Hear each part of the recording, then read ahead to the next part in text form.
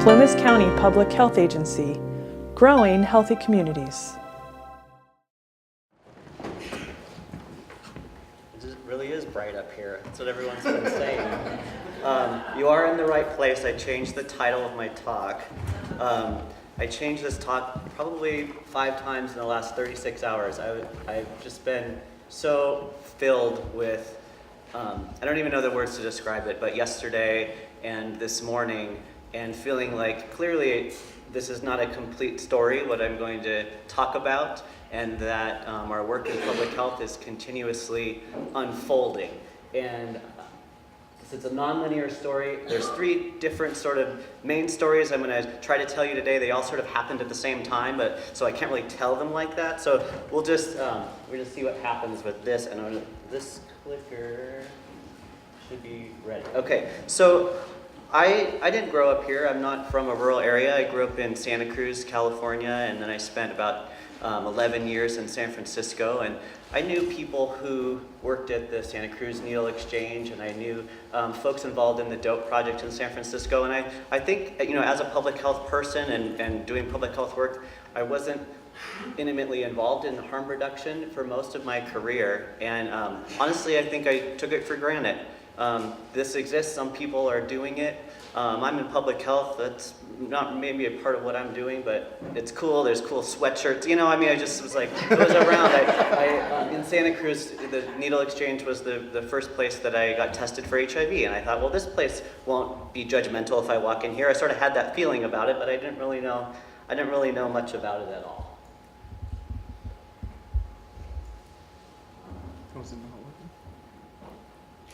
Do you want to?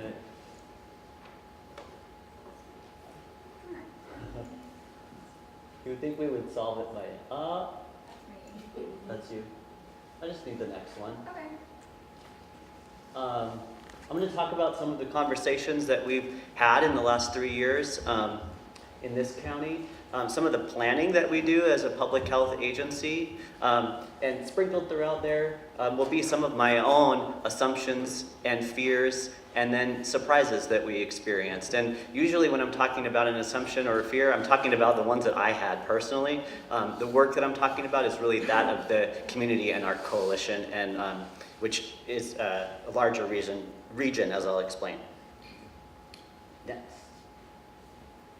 So when I got to Plumas County, I got a job at the public health department. I was the health education division chief, and part of my job was leading that division, and the other part of my job was directing our 5-county HIV/AIDS care and treatment program, which spans Siskiyou, Modoc, Lassen, Plumas, and Sierra counties. We have Ryan White Part B and C dollars, and we provide primary care and case management, outreach, and testing for persons at risk of HIV or those who have HIV.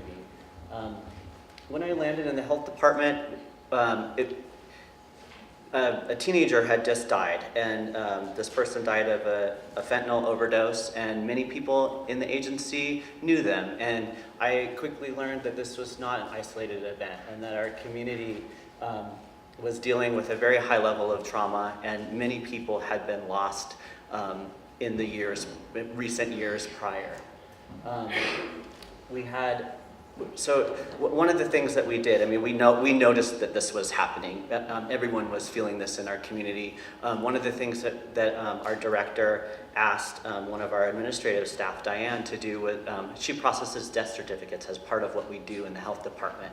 And we pulled that data and we looked at accidental death and suicide and overdose. And I quickly penciled out a rate. I hadn't seen, the dashboard didn't exist yet. And I calculated that and I said, oh, I wonder if that's high or not. I didn't know, and I got online and started comparing it. And we had a similar death rate to northern New Mexico or places in Appalachia or other places that you might associate. And thinking about the Scott County talk this morning, like we are no different from other places that have been suffering for a really long time and perhaps have had little or no response. It wasn't hard to notice that we didn't have naloxone available. We didn't have medication-assisted treatment at the time. We didn't have syringe services. Our pharmacies weren't involved in that. And as the HIV director, I thought, well, this is something we can work on, like syringe access. Like I said before, I had taken this for granted in my other experiences living in cities, although I wasn't really involved. So just a few more slides about context. Next. Oh, that's me now? Oh, yeah, click the left regular click button.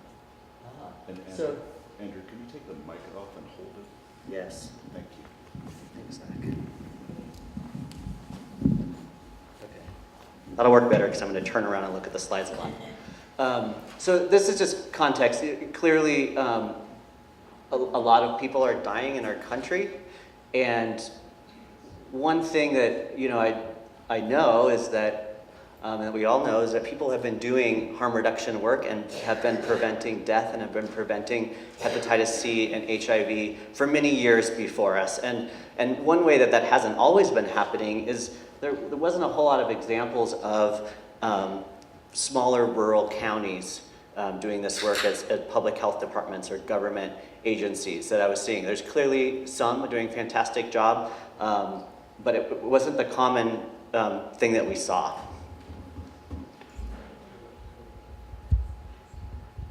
Melody, do you mind just advancing them? Sort of.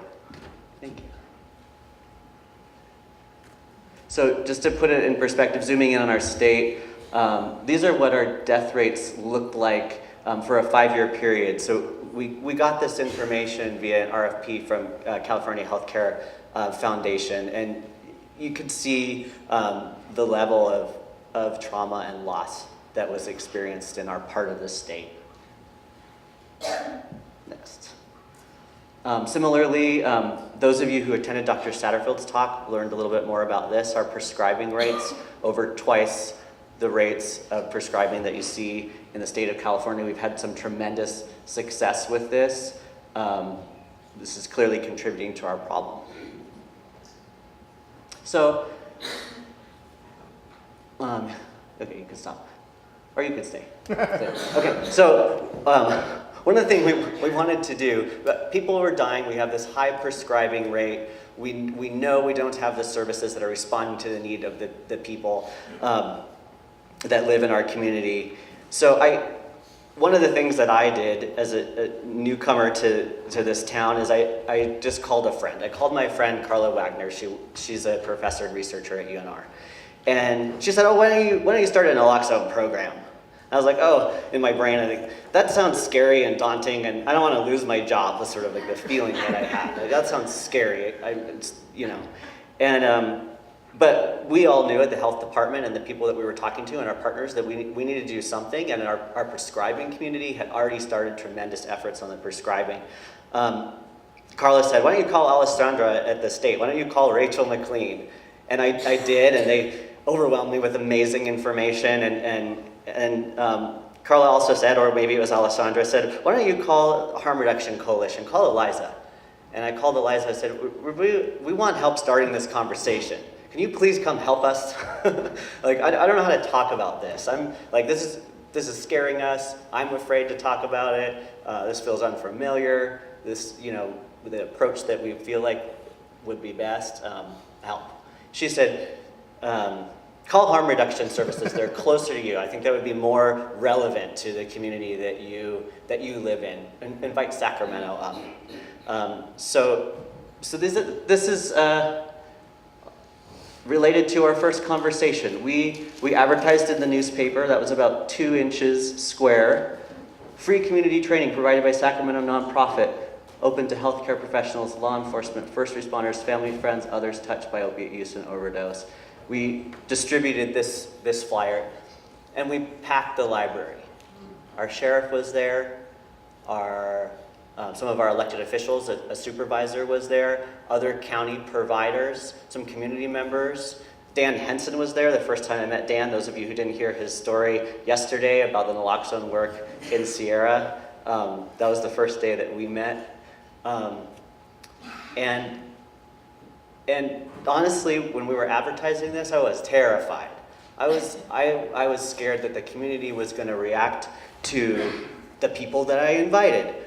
People who have drug use experience, who are maybe using drugs, or coming to Quincy to tell us their things that they know. Like, I was freaked out, and I realized, that is all my own baggage, and I learned a lot about being afraid, about working with people and new ideas that I didn't know a lot about.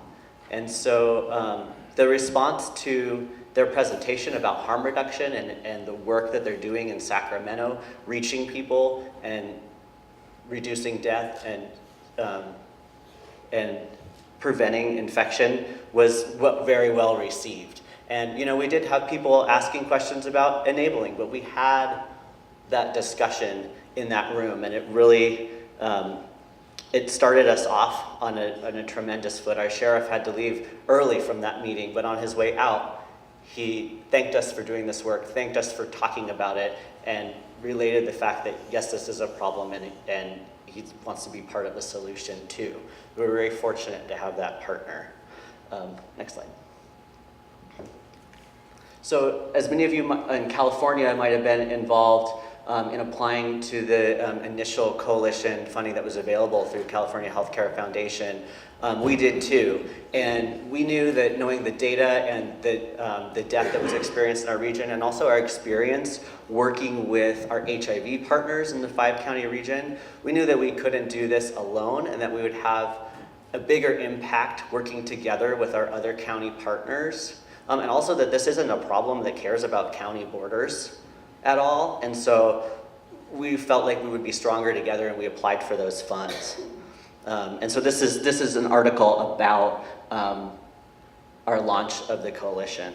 So now I'm gonna back up and talk a little bit about something that was happening simultaneously at the health department. So if you go to the next slide and then click it once.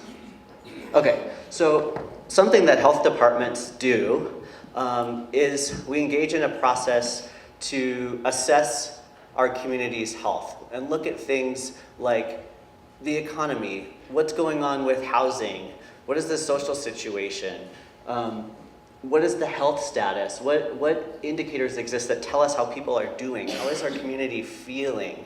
And we do this through a collaborative process. We do it in partnership with our hospitals, our other county partners, and the community. And in the process of creating our health assessment, we do a lot of data collection. We do a lot of learning from our hospitals as far as the information that they have aggregated in their EHR. But we also engage the residents that live here and that public health is here to serve. So we host community forums where people in communities can come and tell us what are the health issues that they experience, what are the challenges, what's working in our community, what isn't working in our community. And we did focus groups also. We did focus groups with people who were involved in the justice system. We did focus groups with people who speak Spanish. We did focus groups with senior population. And we also did key informant interviews. And then all of that is we have a bunch of qualitative data, we have quantitative data, and it goes into this document that basically is a consensus document of a snapshot of the health of our community. So this is it's like 150 pages long. It's a meaty document that says a lot about what's going on. But if you go to the next click, here there's a lot of data, right? So included in this document is our death rate. And if you go again, included also are the types of statements that people made when they came to our community forums or when we talked to them about what was going on. And we use this data to then plan with our community partners and our residents, how are we going to respond to the need that exists in the community? So those from public health, maybe this process sounds really familiar. So in public health, this is part of what we do, is take the temperature and then figure out how we're going to respond to the need. And many are engaged in talking about their community health assessment now as they pursue public health accreditation. So next slide. And so what follows a community health assessment is a community health improvement plan. And so that was what we worked on next. And so we engaged our partners in figuring out, we prioritize the health needs in the community.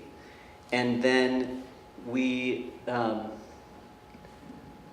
we came to agreement about, we have MOUs in place with our hospital partners, our county partners, about being involved in the collective impact work. How are we going to work together on the issues that we've identified? You can move forward. And so here, I just pulled out a couple pages from our CHIP. This first one, we have a goal. It says, provide at least one training in harm reduction.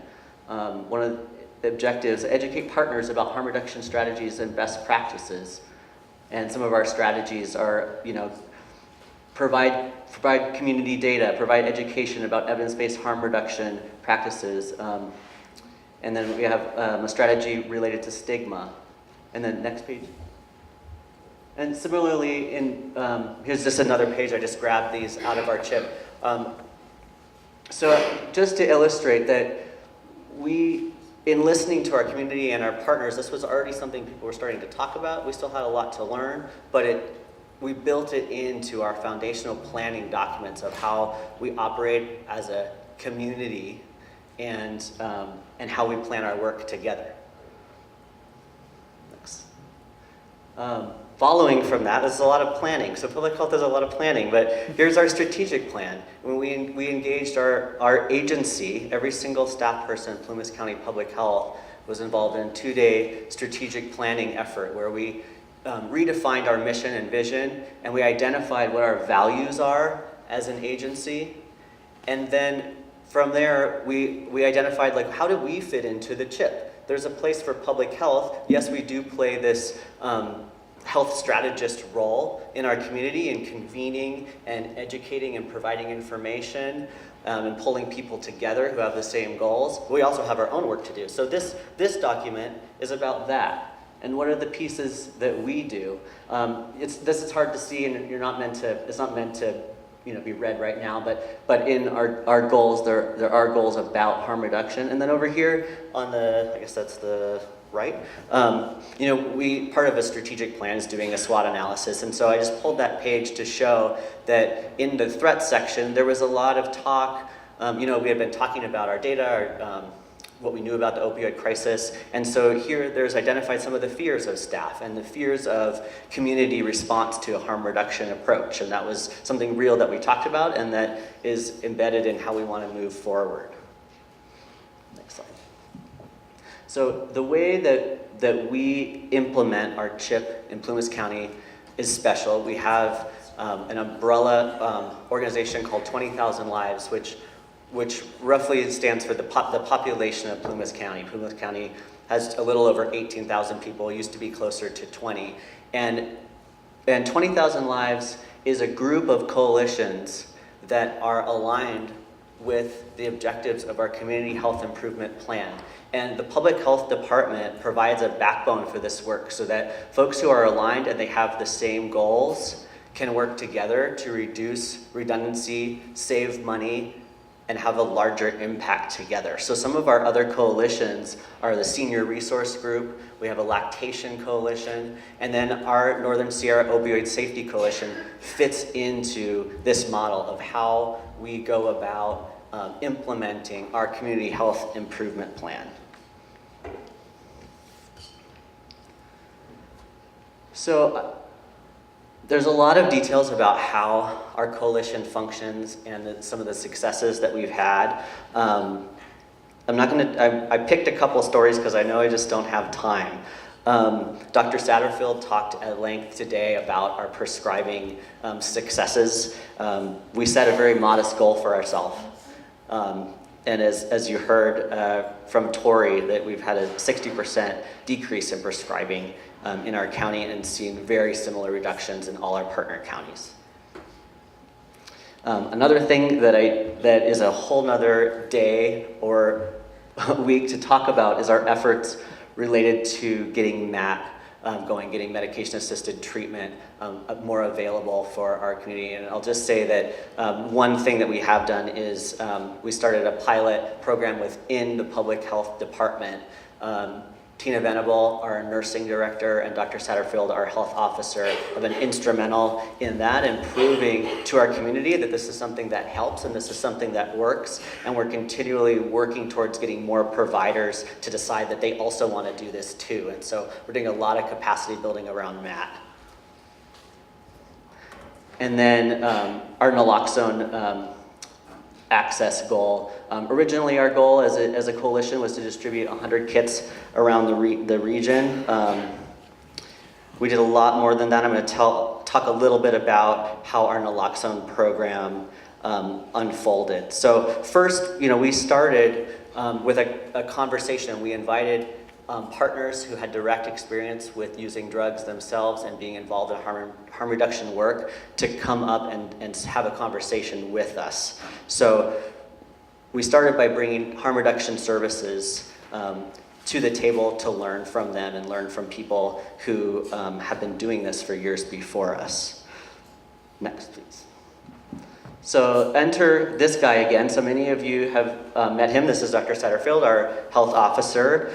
And I was learning about how naloxone distribution programs work and the pieces that you have to have in place, and learning about this with my staff. And I think it was maybe my third week of work at the health department, and I got a chance to meet Dr. Satterfield after all staff meeting, and we were gabbing in the hall, and I was like, oh, I said, hey, what would you think about signing a standing order to distribute naloxone in our community? He's like, oh, sure, yeah. He just said yes, and didn't really seem too concerned about that. And I in the same conversation, I said, well, what do you think about syringe exchange around here, syringe program? He's like, I don't know if that's gonna work, honestly. So I just stored that in my brain. And so we, folks in the health education division and the nursing division who were thinking about this, we started to gather information. So we gathered brochures, we gathered flyers, we gathered training protocols, training slides, we got drafts of standing orders, we collected all of the stuff that we thought we would need. And James started playing around with some of the materials that we were getting. And next slide, please. So I get this in my box. So James is working on stuff, and this shows up in my mailbox, and I was like, oh, yeah, sure, yeah. I don't know about that big, but yeah, so I respond, and I put this in his mailbox. That says Mount Everest, and that's a little nasal Narcan. It's like, how about that? And then I get this in my mailbox. So one thing that happened that was pretty big and awesome is that we found the standing order language that we liked the best. I think we stole it from Shasta. We changed the words to make it ours, and we changed some of the words at the top that said who it was for. And Dr. Satterfield signed a standing order for anybody who was part of the Northern Sierra Opioid Coalition, which at that time was 5 different counties. So that's pretty badass. And we talked with our other county public health directors and health officers. Clearly they had a choice whether they wanted to operate under that standing order or they wanted to sign their own. We could give them that information. We could give them those tools. And some of the counties, Sierra was the first one, and then I believe Lassen said, okay, well, we're just gonna work under yours. Great. Okay, you can click once. So one of the guiding things, I'm not really going to get into the nitty gritty of all the program details, but just some of the lessons that stood out as I was thinking back on the last few years of trying to do this in the coalition. And one of the things that we were adamant about was this medicine needs to get into the hands of the people that are at most risk of overdose. The people that we need to reach are those who might die because they're using opiates. So let's figure out how to do that. And we had some staff who had direct contact with people at risk, and we used them, and we had strong community partnerships with our resource centers in the community, and we trained their staff. And we really tried to figure out, how we could create those connections. You know, this was new for us, and we were bringing people into the coalition, and we need to bring people into the coalition in this program who knew people who used drugs, and they needed to have this information, they needed to have this medicine. And we repeated this focus to our partners, and in the materials that we shared and in the protocols about who this medicine is for. And we really, really wanted to prioritize that, and that was very important for us in this region. Next. So another lesson, and I said this already, I mean, we were helped by people with experience doing this work, people who used drugs themselves, who developed materials that we borrowed, and we just kept asking for help. We worked with the Harm Reduction Coalition when they were partnering with CDPH to do the naloxone trainings, and we brought a training, Eliza and state partners came to Susanville, and we did training there. And then Plumas County had used some of the slides also developed by Harm Reduction Coalition, and we were using them with our own partners. And there was many cases where we needed to do multiple trainings with our partners, and that's okay. This is a brand new language. You can change it. So what we realized is, you know, like Alessandra was talking about, this was challenging to many people, thinking about working with people who are actively using drugs, and folks had, you know, including our own staff, reservations about giving out this type of medicine. And how we approached this was repetition and patience and understanding that this is a new language. And I say new language, and it, you know, public health and our agencies is no different, has been engaged in harm reduction approaches for a long time. We are always, all of our programs work on improving the health of the people we serve, whether it be a family that we're doing home visiting with or a family planning client. So the concept is not necessarily new, but thinking about working with people who actively use drugs in new and particular ways was a new language. And we need to keep repeating ourselves and keep planting those seeds. And we started hearing, you know, you start using new words and talking new ways, and pretty soon other people are doing it too, you know. So it was fun to see change in our own organization and those of our partners for whom this was new to. And I don't want to say that it was new to everyone. Many people had been exposed to this before, but that was part of our strategy, and just something to remember, that it took a lot of time to get comfortable.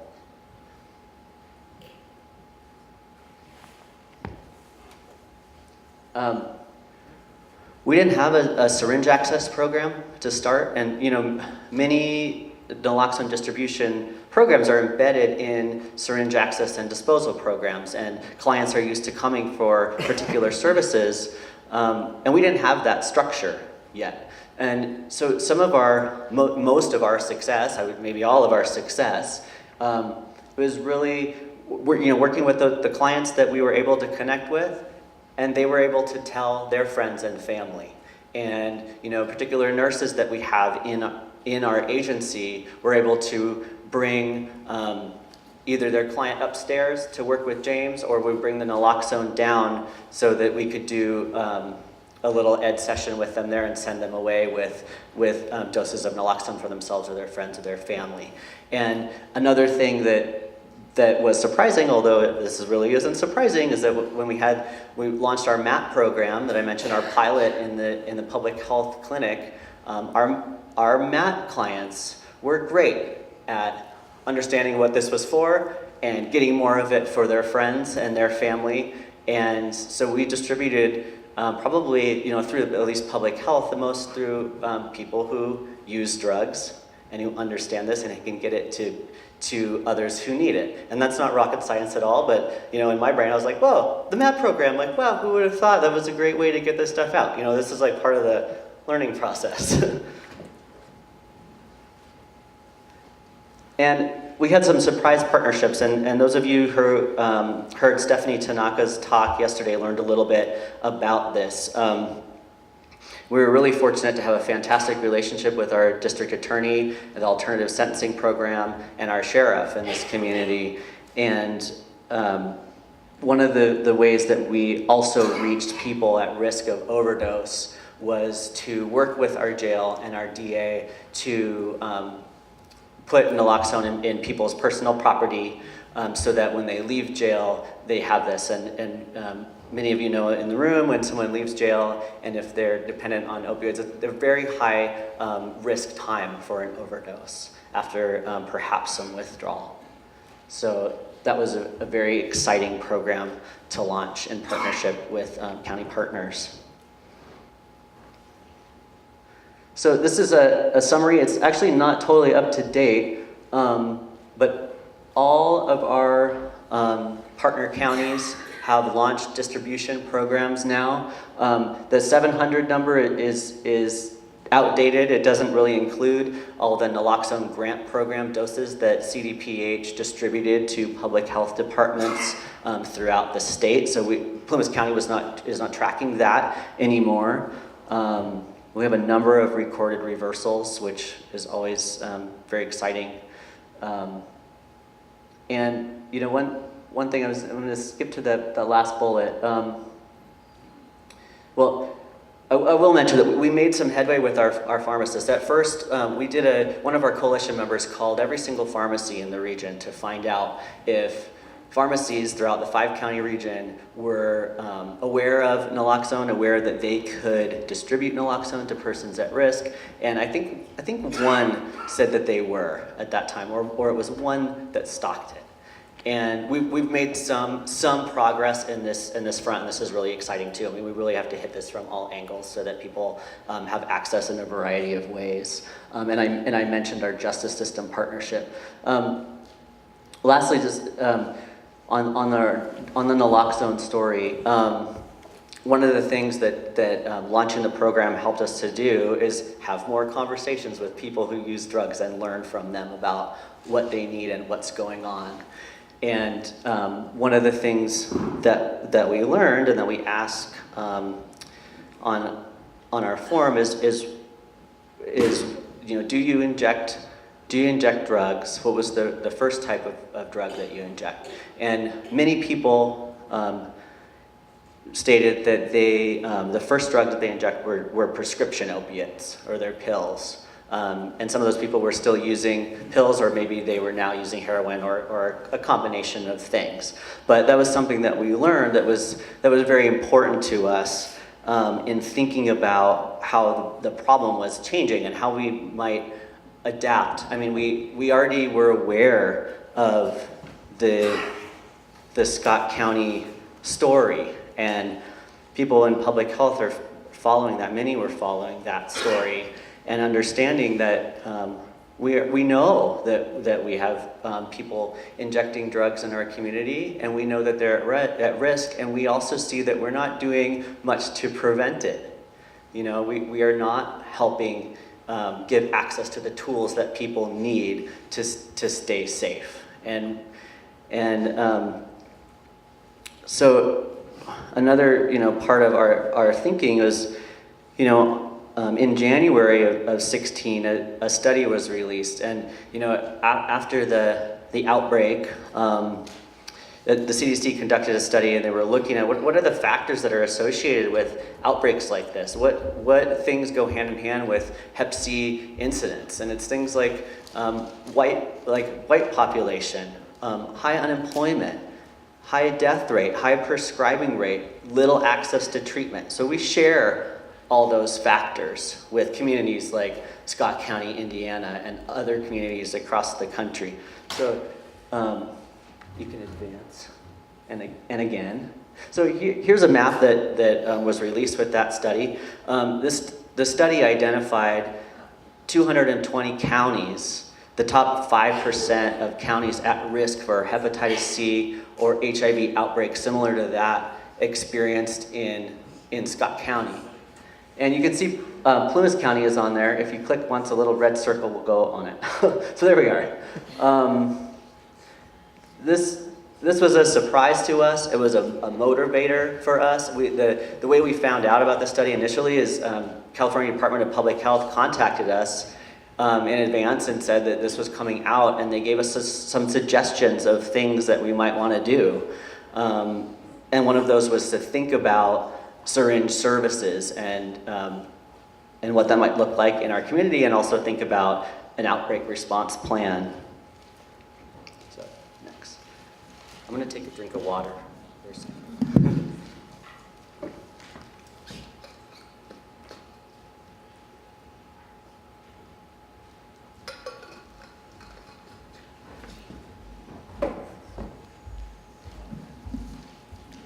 So here are community partners at a 20,000 Lives Opioid Safety Coalition meeting. And this is after some time has passed. We were just really excited. We got some new funding for primary prevention with youth from Department of Healthcare Services, and we were also unpacking and thinking about the things that we had, the things that we needed to do to prevent an outbreak of hepatitis C and HIV in our own community. And so we engaged our community members in thinking about the coalition structure and what it might look like, and how we are building in prevention, both prevention and how we might be building in syringe access and disposal. And so we were going to reorganize, basically. We had launched with 3 action teams initially, and ultimately we came to the consensus together that we would now have 2. And these are overlapping types of teams. We now have a prevention action team and a harm reduction action team. Our harm reduction action team is focused on building our MAT capacity, syringe access and disposal, and naloxone distribution. Next slide. So here's James leading us in that exercise. Really, as we started the conversation about syringe access, was starting before we learned about that we were named in this study. I mean, we recognized that it was something that was missing in our community, and that public health was in a position to do something about it. And we had been planting seeds, going at the coalition meetings, talking about planning for this, thinking about this, what might it look like, how might we apply with the state. We had articles in the newspaper about our coalition progress, and James and I would strategically sprinkle things into those articles about thinking about syringe access or planning for syringe access program. And we were really scared about how much to say, and we were really careful, and maybe we assumed different things about the response that we might get, but we planted all these seeds, and we planted seeds in the grocery store aisle. Really, that's where I'd have a lot of my conversations. Or sitting at the bar at Pangea. Oh, what do you do? Oh, I work for the public health department. Oh, what's going on with that? That sounds interesting. Oh, well, we have, and I would explain what was going on, and other people were doing the same thing.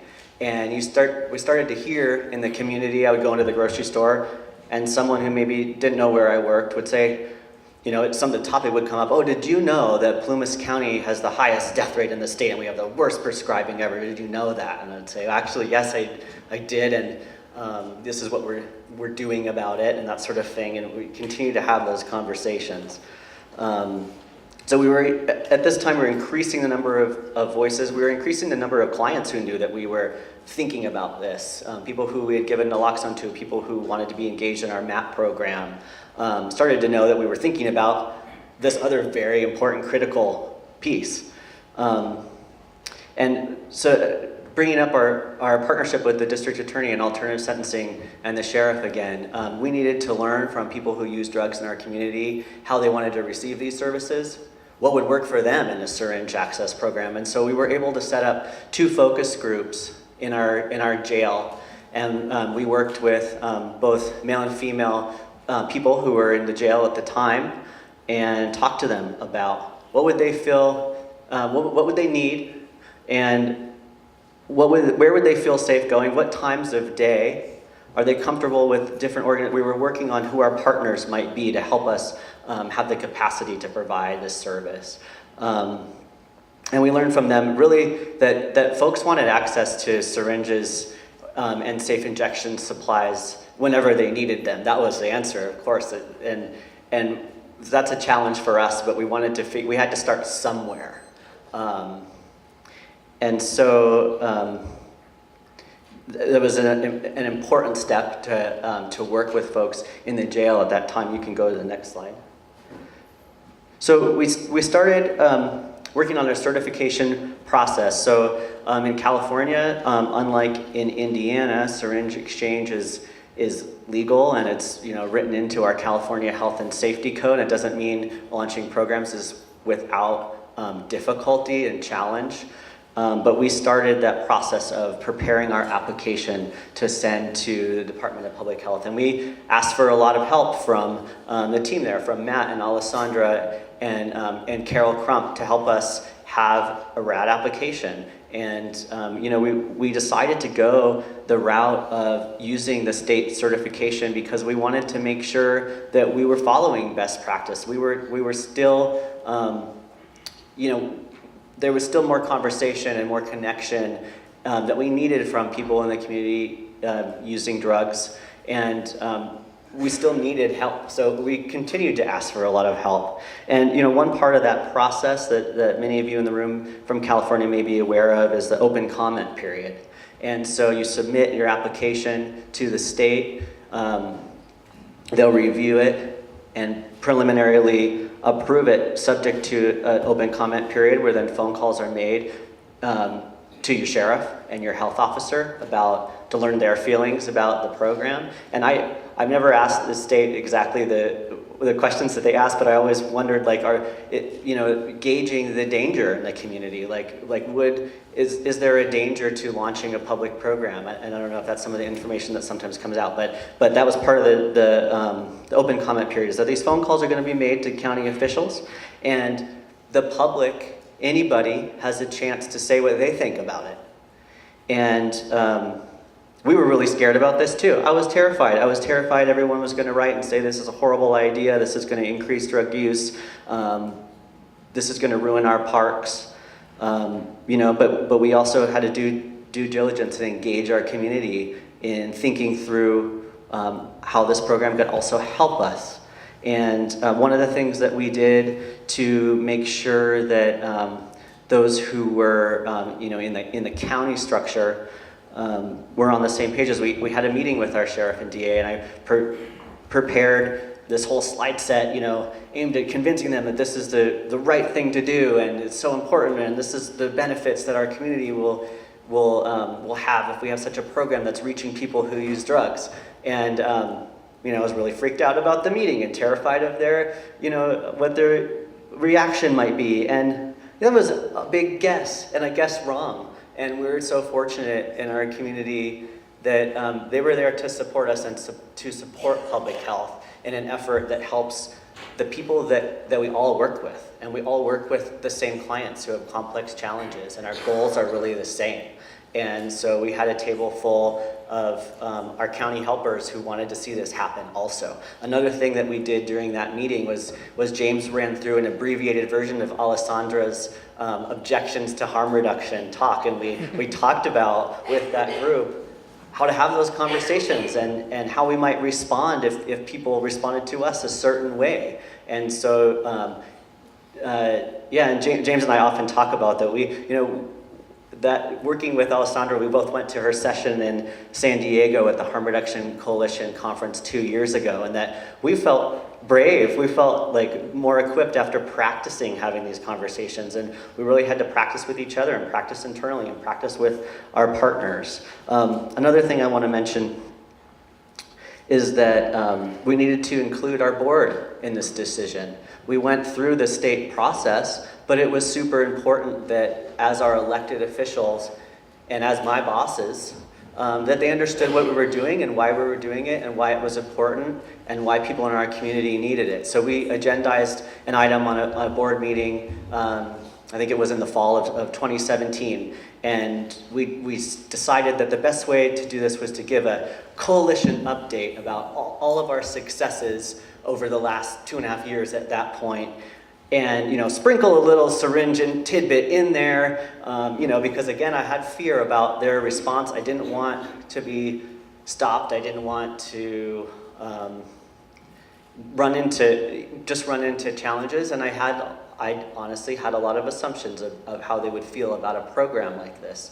So I'm talking, and I mentioned syringe program and the need for disposal, and I quickly move on to something else, and I finish the update about a lot of the successes that we had in our coalition work and the reorganization, and and then quickly about the syringe work. And one of our supervisors asked a question when I was done, and they said, "You're talking a lot about disposal.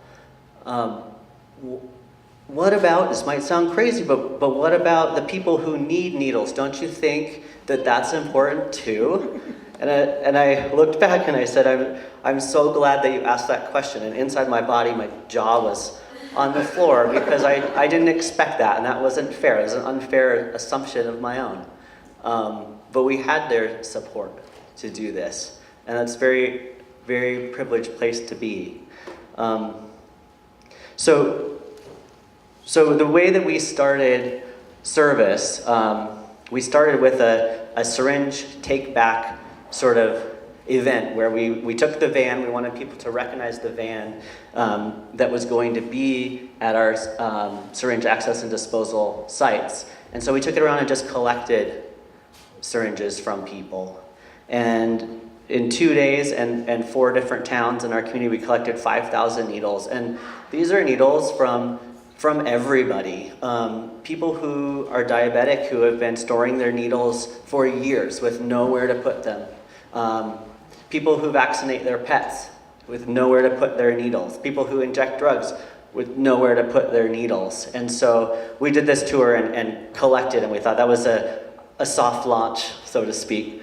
And then, so I didn't mention our structure. So we were approved by the state to we have 3 fixed sites located at our community resource centers. The van comes there and parks outside, and we set up services inside the building. We also have mobile services on Friday, and so we're able to schedule mobile access for individuals. And I should also say we just launched in June, so things are still unfolding, and we're still learning, and we will continue to learn. We have a lot to learn. And so on the first day of our syringe access and disposal work was in Quincy, and I came out of the courthouse. You can change it. I saw this. I thought, oh no, but it was slightly in the wrong place. It was half a block away from where our services were, and unfortunately a truck had hit the building, and it was quite a scene. So I walked across the street to our syringe service site, where staff and our friend David were hanging out, waiting for our first client to come. And we had advertised this program. It had been in the newspaper. We've been talking about it. We had told clients that we had in other programs about this service. So we were really excited to see who was going to show up. Next slide. So our very first client was a parent with 2 children, and they had in their house these 2 needles that they didn't know what to do with. And these were needles that they used to vaccinate their horses. And there was nowhere for them to put these. And they were so excited. And the parent said, no, I'm going to do it. And they put them in the bin. And that's those 2 needles right there. And later that same day, someone else came in and I got some supplies for a friend. And I love the horse vaccination story. We're also serving our diabetic community. We're also serving people who are transgender in our community. And we're serving people who use drugs and inject those drugs in our community. And the horse vaccination needle story, it feels very culturally relevant to me. We always talk about public health, like cultural relevancy. We also have people who vaccinate their dogs and have disposed of those. I'm not trying to make too big of a point about this, but we separated the way that we talk about our program. We specifically are trying to use the words access and disposal, and these are separate co-located programs, and they may serve different population. It doesn't really make any sense for us to, we have a need-based program. It doesn't really make any sense for us to calculate an exchange rate. We couldn't actually really do that. These are different people accessing different services that many people need in the community. So we talk about it that way on purpose. So far, we've collected 12,000 needles, and we've distributed 1,305, and that's since June. So we're really excited about that. Next slide. So I abbreviated these somewhat. These are the 10 essential public health services as defined by the CDC. Do those feel familiar? I mean, this is what we do in public health, but to me, it feels also a lot like what we've been talking about for a day and a half. These are the essential services of our public health system in this country. Monitor, inform, educate, empower, mobilize, link people to services. So sometimes when I am afraid, I look back at the guiding documents that exist for us in public health. We have these 10 essential public health services. We have these laws in California that say what health departments are all about and the types of services that we do, including prevent infection. That's part of what we're supposed to do, and we're doing it. And these are linked to another process that I mentioned before, the public health accreditation process. It's a process that Plumas County has been involved in, and what the process is that as a health department, you demonstrate that you're doing these things. And you submit thousands and thousands of documents that show how you're engaging the community and developing policies and monitoring health status. And some of the documents that we submitted, we have a lot of programs in the public health department, but some of the documents that we submitted to the Public Health Accreditation Board are about our naloxone outreach brochure, how we engage stakeholders using data, things like that. So our harm reduction work is fulfilling the exact thing that public health is supposed to do. And I have to remind myself of that sometimes. Next slide. So what we're doing now in our coalition is more of that planning. And we are doing strategic planning for our coalition. We invited all of our county partners and our community partners here and public health staff, and we had a colleague come, Galen Ellis, who has helped us with our other strategic planning work in our health department, to work with our coalition and define our values for this work. And so here's just a little snapshot of that work and where the Northern Sierra Opioid Coalition is doing in making sure that we're all aligned and we understand our goals and the values that drive this work.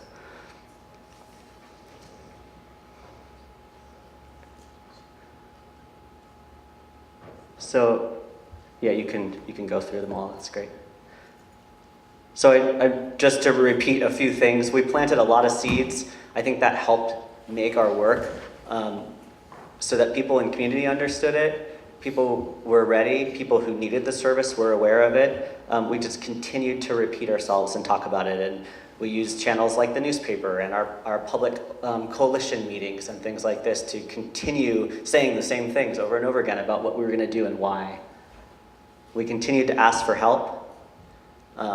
Pick up the phone. It is so fun. I love calling my friends at this state and saying help me.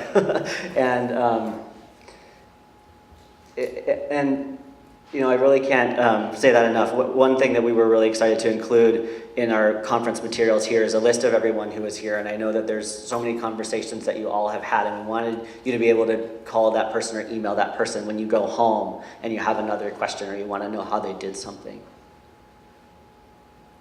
Involving people who use drugs, that's what we've been talking about for the last 2 days, and That is the only way that this will work.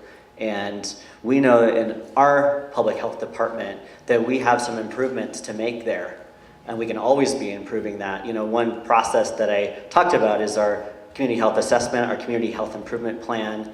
And those are places we can involve people as well in understanding from them what their needs are and taking that full snapshot of our entire community.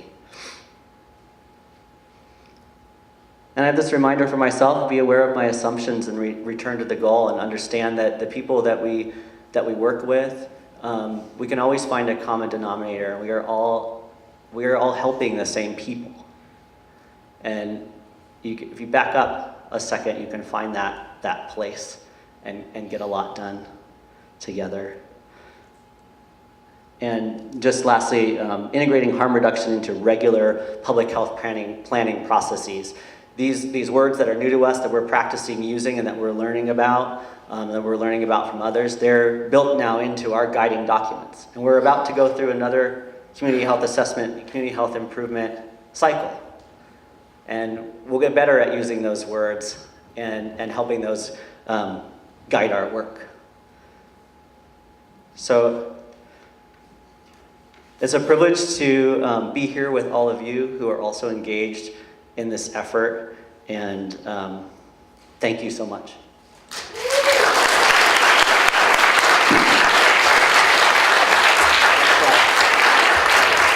I have some thank yous. I want to thank our entire Plumas County Public Health staff. Thank you so much. And our conference planning team. Can the conference planning team stand up? I know some of you are probably working and not in here right now. Thank you so much.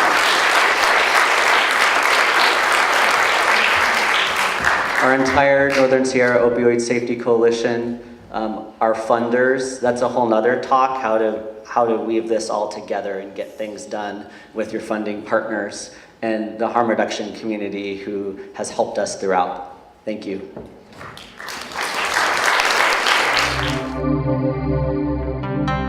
Plumas County Public Health Agency, growing healthy communities.